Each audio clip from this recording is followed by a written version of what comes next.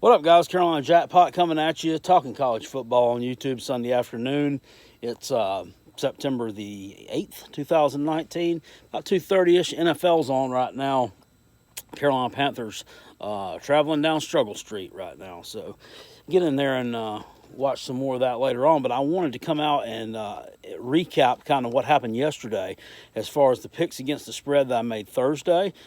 Take a look at where I messed up, where there were some opportunities at, and where I was able to predict a good line and make a good play at. My goal by the end of the season is to try to get up to 70%. At least once, or if not doing it just once, I'd like to try to be able to do it on a consistent basis, which would be great. If you could handicap games at 70%, I mean, you're doing awesome. This week, not quite 70%. It was a tough week situationally as far as some of these games go. Now, I will say that I don't think anything really happened yesterday out of the norm. I don't think anybody had a shocking upset. I don't think anybody really took a shocking upset loss anywhere on the slate. Not that I can see anyway. A relatively boring week of college football, but you will have those. They normally come around week 2, and then maybe around week 11 or 12. It's actually week 12 calendar-wise, the kind of the next to last week before rivalry week. A lot of teams play some week competition, and a lot of them play week competition in week 2. But there were some good games yesterday, and I'm going to go down the slate of against the spread and show you where I got one right, where I got them wrong, and where I messed up. See what we might could do a little bit differently next time. So stay tuned. Looking at the slate from Friday. There were no Thursday games this week, at least not in FBS, and I don't see any next week, to be honest with you. So I thought that was a little bit strange. Wake Forest, we had them covering the spread against Rice, just barely. Rice did not play a terrible game there. They didn't play really well, particularly in the second half, but they hung kind of blow for blow with Wake Forest in the first half, and I was like, oh my God.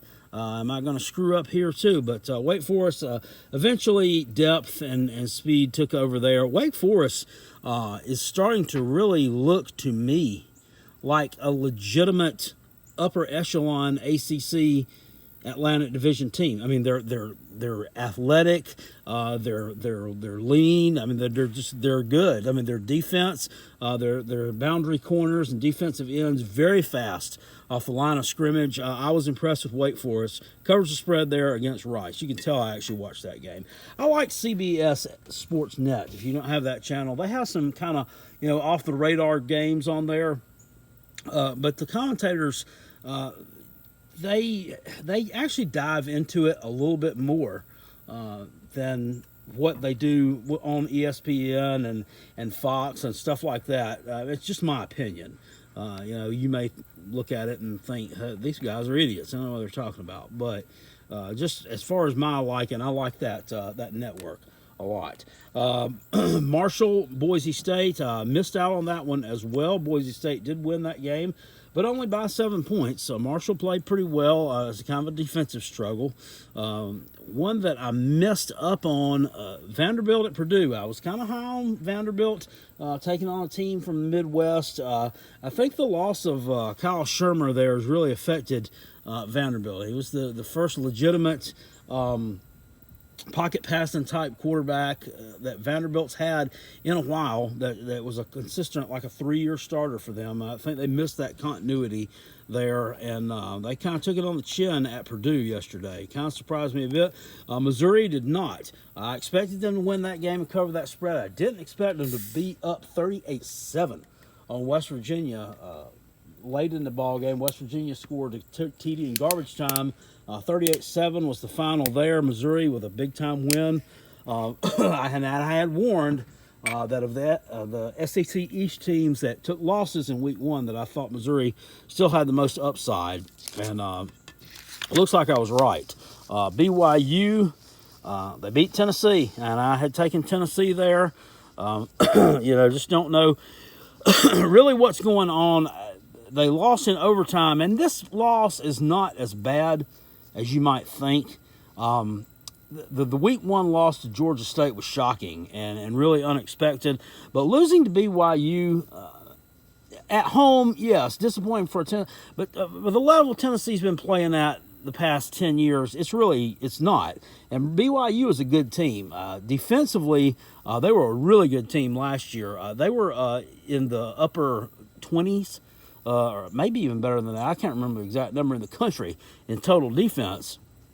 Not quite as salty on defense this year, but their offense looks a lot better than it has in the past. Especially did last night, later in the game when it mattered anyway. So losing to BYU it wasn't that shocking. I think when I did my previews and predictions during the summer, I put that down as a toss-up. But, I mean, they're really, really jumping off buildings out there in Tennessee right now because, in essence, what you did is lose to Georgia State twice.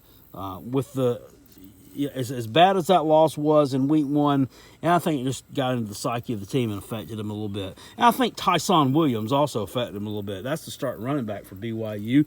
Scored 2 touchdowns last night. Grad transfer, former South Carolina Gamecock, going out and doing some big things. I mean, I'm glad to see that. I'm happy for Tyson. I mean, he put in some good time in Columbia. He did some good things for us. I think that he was underutilized during his time in Columbia, so I was glad to see him making an impact there. I haven't checked out the stats for Shamik Blackshear, who was a defensive end from Carolina that transferred to TCU, but I saw he was slated to be a starter for TCU this year. I'd like to see him do well also. Here you see other coaches developing players that Will Musdump does not. You can see I'm still not very high on him despite winning yesterday. Ohio at Pittsburgh took one on the chin there as well. Pittsburgh won that game by 10 points. I think I kind of overreacted to the loss to Virginia just a little bit too much as far as Pittsburgh goes. Virginia's a good team. They are going to give they could give Clemson a run for their money. I expect them to win the ACC Coastal, and I don't expect it to be close. But we'll talk about the team that I think right now is the second best team over on that side of the ACC in just a minute. Syracuse goes on the road to Maryland, and Maryland absolutely went off. 60-something, but 62, was it 62-24? It was something like that. Last week we saw Maryland score 79 points, so I'm hanging 79 on the FCS Howard. I didn't see them score that many on Syracuse, man. That was crazy. Army at Michigan covered the spread there as well. You would have to got to feel bad for Army. This is the second year in a row. Not only have they come so close to beating a Power 5 team, they have come so close to beating a high-level Power 5 team, Michigan, on the road in the Big House, 110,000 fans. Yeah, they're not quite as good as the Oklahoma team that Army almost knocked off last year, but I think the extra 30,000 people in the stands kind of makes up for it. Just heart-wrenching, gut-wrenching. Bad loss there for Army. I wish they could have pulled that out, but they covered the number. And Michigan got to do better than that if you're going to win that side of the Big Ten, because Ohio State just absolutely wiped Cincinnati off the map yesterday.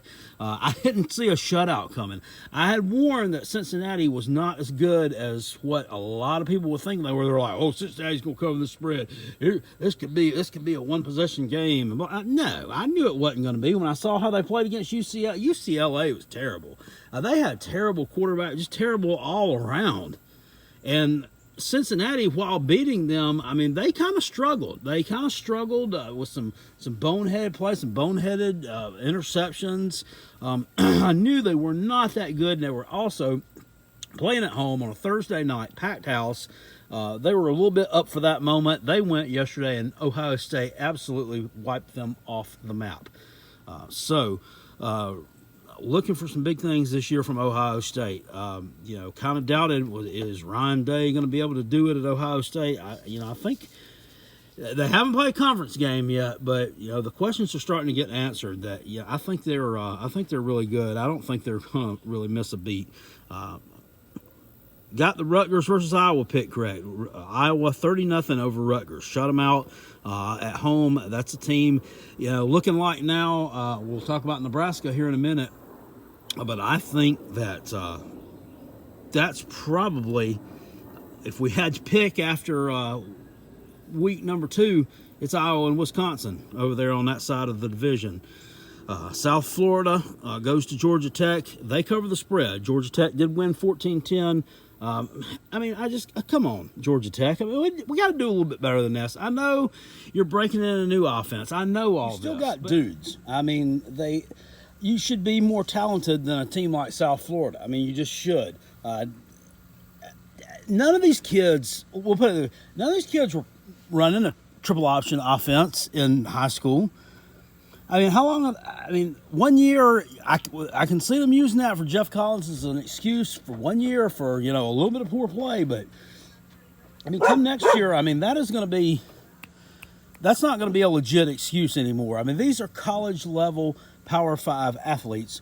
They should be able to adapt, to a little bit better. And the coaching has to be there. If you have a good coaching staff, they should be able to teach and train and get this stuff implemented a little bit faster than what they are. Honestly, I question that hire. This Collins, he's a Georgia Tech guy, but what else is he? He had a couple of decent years at Temple, but other than that, I don't know. Seems like an Al Golden type hire to me. I think Georgia Tech could have gotten a bigger name and a little bit better of a coach. That is a good job. It's a good school. That is the second best job in the state of Georgia, which is a football state. Texas A&M at Clemson. I did pick my friends the Taters to cover the spread here. I thought they would. Texas A&M with a very, very backdoor cover on this one. Last play of the game, score a touchdown, make it a 24-10 final. Really should have been 24-3. Clemson played really well defensively. Also, Kellen Mond, I think that the moment here was a little too big for him. He looked rattled. He looked frustrated on the sidelines. He looked angry at times. And then towards the end of the game, he just looked like a beaten up and defeated guy. He just did. It didn't play well. He was sailing the ball over his receivers' heads. He had tons of green grass in front of him several times that I saw they could have taken off on some RPOs, and he didn't do it. He just chunked the ball out of bounds. So, as great of a performance as he put up against Clemson last year, he just totally went backwards this year. A total 360. Bad performance offensively for Texas A&M. Clemson did what they had to on offense to win this one. Trevor Lawrence, still not anything overwhelming, but he did make some really nice throws. He rolled to his left, squared his shoulders up, and he fired one down to Justin Ross, I think it was, right near the end of the first half. I think that one put him up. Maybe that one put him up 17-3, maybe. But they played well, and it was like a C effort from them, but it was still good enough to get an easy victory there over Texas A&M, a team that I expect them to drop a little bit in the polls. I don't think they're quite as good as what people initially thought that they were going to be. I think some people thought they were going to challenge Alabama this year and LSU. Yeah, right. Looking here, my lock, stock, and two smoking barrels pick for the week. Well, it kind of fizzled out. Illinois goes on the road, does beat UConn 31-23, fails to cover this number. It was kind of a back-and-forth game. Illinois should not be playing a back-and-forth game with a program as horrible as UConn. I'm sorry. They just shouldn't be doing it. They looked really good week one against, and it was Akron. They blew out 42-3 at home. So, as bad as Connecticut looked and just barely beating an FCS Wagner team that's not any good, I thought, hey, this team's going to... Nope, they didn't. This one was kind of tough to watch. But Illinois does get the win. Does not cover for me. Nebraska does cover for me. Colorado, covers for me. Wins in overtime against Nebraska. Got to be a good feel-good win there for Mel Tucker. I think he's going to do some good things at Colorado. They're 2-0 now. and got some momentum. They got a good win under their belt there for sure.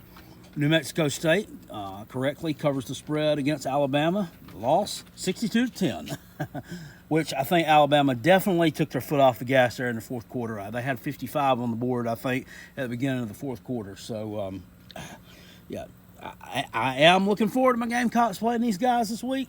I mean, believe it or not, I want to see what we can do. This is a true litmus test for our season. Do I expect us to go out there and win? No, I don't. But I expect our team to play well and hang around with them for a while. But they don't cover the spread against New Mexico State. Carolina Jackpot correctly picks that one.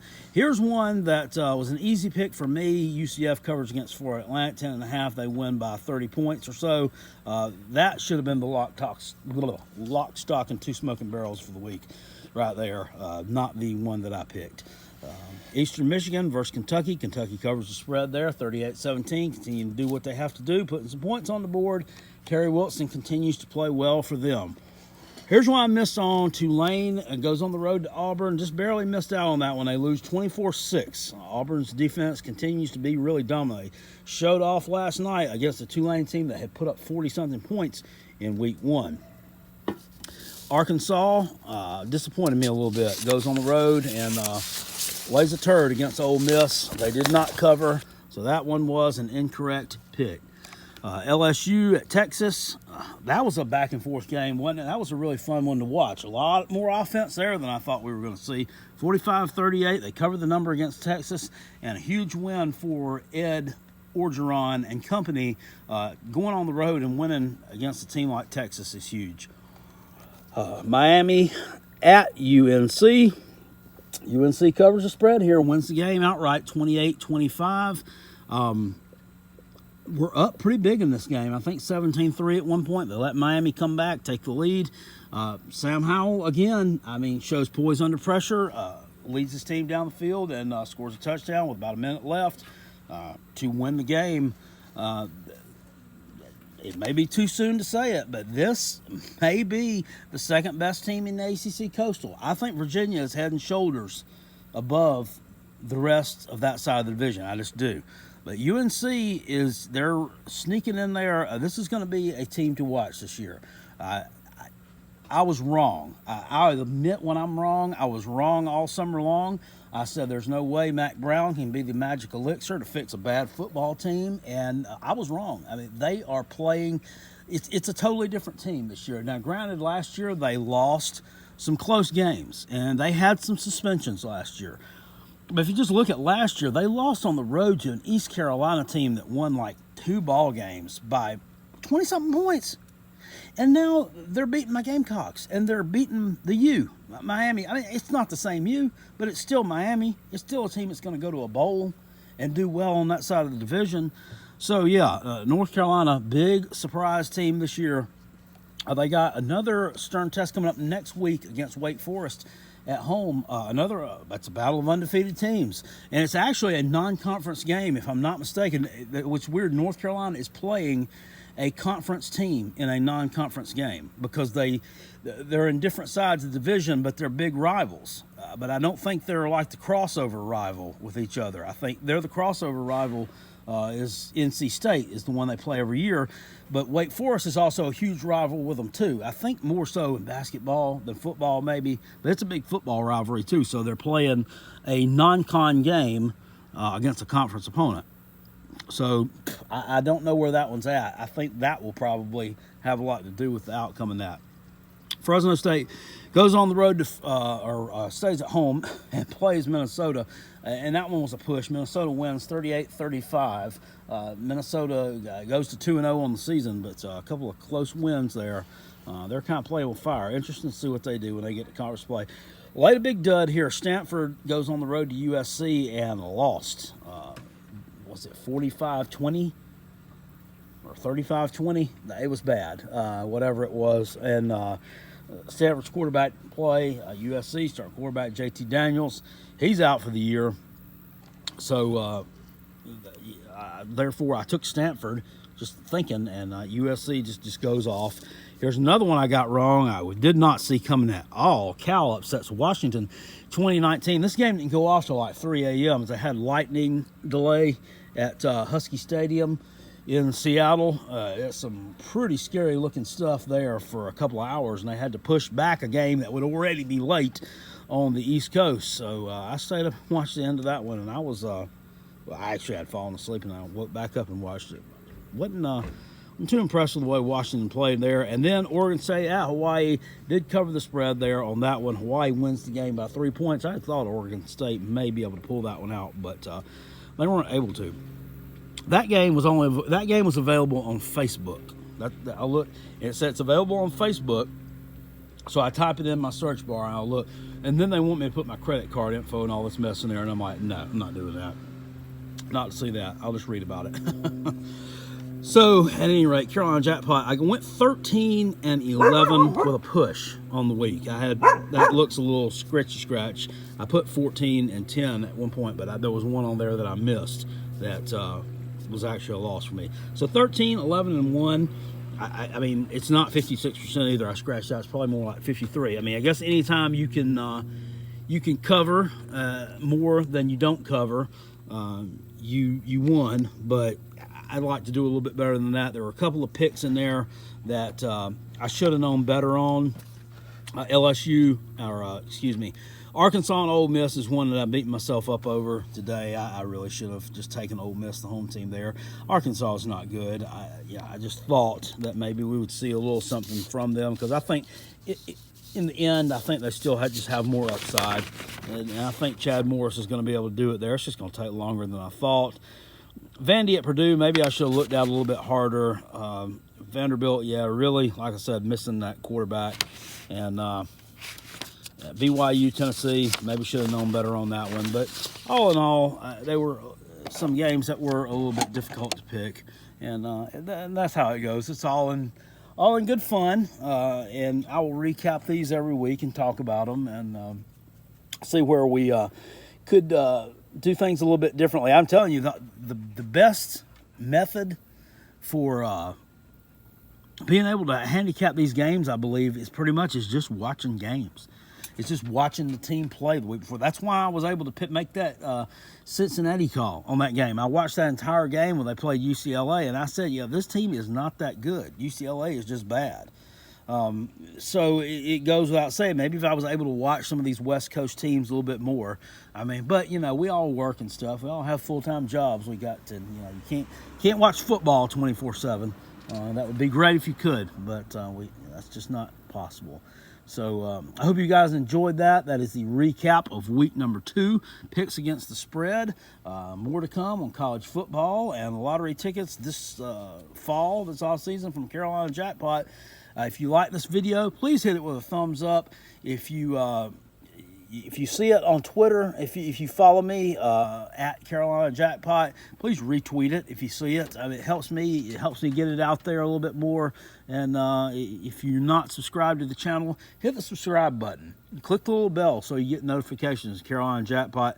I drop some comedic stuff sometimes during the week, some trash talk videos as well, but I also do this every week, and I really enjoy getting into it and breaking the games down and analyzing these teams.